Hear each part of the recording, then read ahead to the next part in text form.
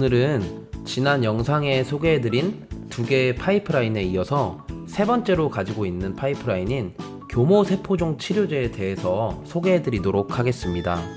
이 교모세포종 치료제는 국내 상장사가 미국에서 개발 중인 유일한 대사항암제입니다. 여기서 대사항암제란 암세포만 죽이는 치료제로서 암세포가 의존하는 영양과 산소 등의 공급을 차단하고 억제해서 암세포의 성장을 막는 치료법을 가리키는데 2019년 노벨 생리의학상을 수상한 그레그 서멘자 박사가 개발 자문으로 참여하고 있습니다. 참고로 이 그레그 서멘자 교수는 암세포가 산소가 부족해도 살아남는 비밀을 밝혀내면서 노벨상을 받았던 분으로서 이 원리를 알고 있다면 반대로 암세포가 생존할 수 없는 환경에서도 암세포를 죽일 수 있는 치료제를 만들어낼 확률이 높아질 것으로 예상을 하고 있습니다. 자, 그러면 교모세포종이 어떤 질환인가 알아봐야겠죠.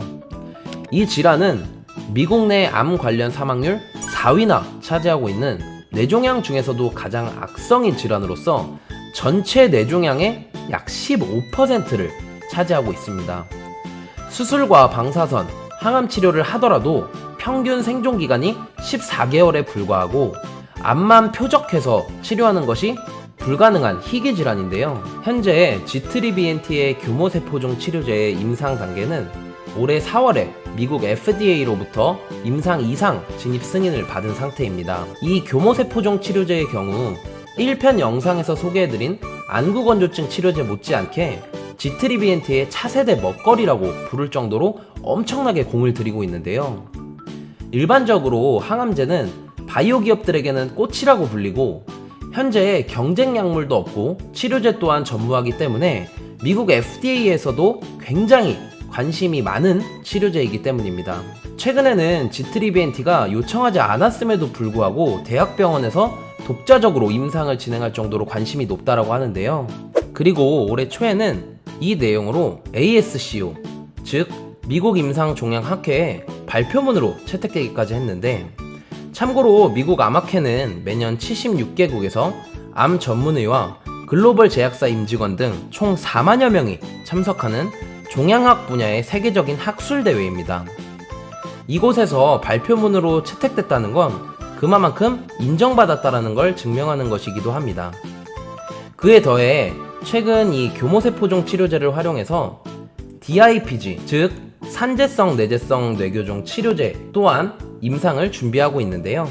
이 산재성 내재성 뇌교종, 즉 DIPG 같은 경우에는 보통 5세에서 10세 사이의 어린아이에게 발병하는 교모세포종이라고 생각하시면 됩니다.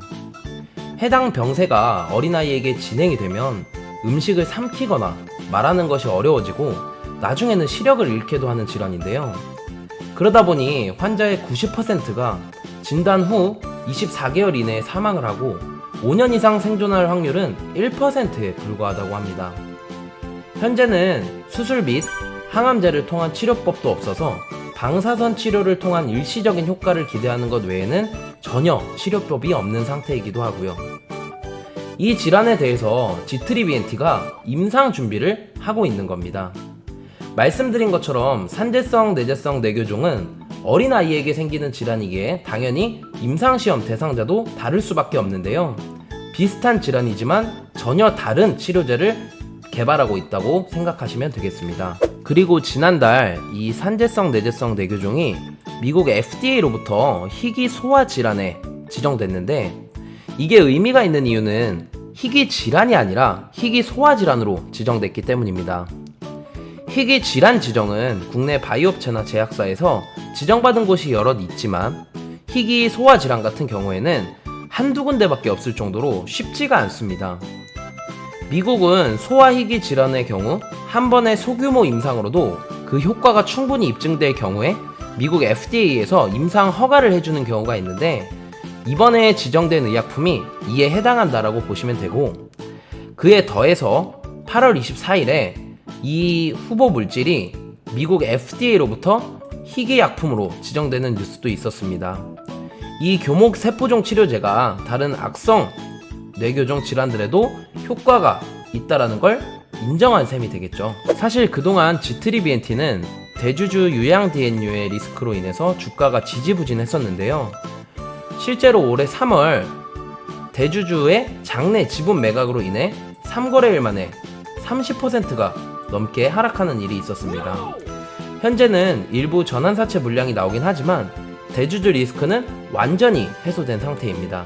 또한 G3BNT는 최근에 총 8차례 전환사채를 발행한 이력이 있었는데, 전환사채 물량 관련해서는 최근 기업 설명회에서 대표이사가 직접 나와서 향후 CB 발행, 즉 전환사채 발행은 없을 것이다 라고 했고, 9회차 CB 발행권의 경우에는 리젠X 지분을 확보하기 위해서 사용할 것이라고 했습니다. 따라서 10차까지 발행하기로 했었던 전환사채 발행에 대한 리스크도 역시 전부 해소되었다라고 봐도 무방합니다. G3BNT는 제2의 메지온이라고 평가받는 기업입니다. 과거 메지온의 경우 임상 환자 절반을 모집하고 최종 완료하는 구간부터 본격적인 주가 상승이 나왔었는데요. 그때 당시 3만원이었던 주가가 25만원까지 급등했었습니다.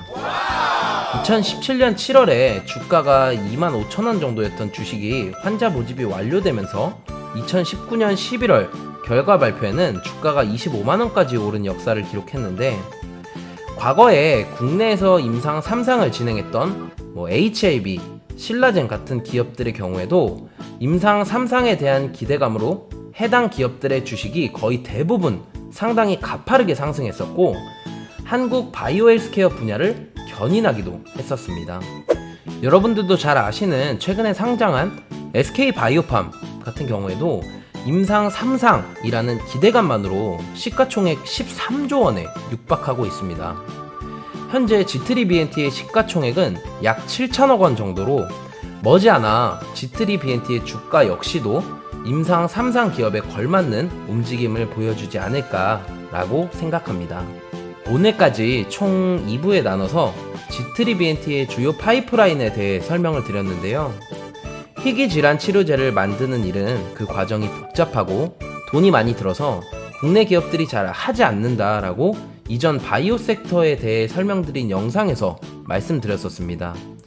이걸 성공 임박 단계까지 도달해 있는 기업이니만큼 투자를 했거나 투자를 할 계획이라면 좀 더 자세히 알고 있는 것이 중요하겠습니다.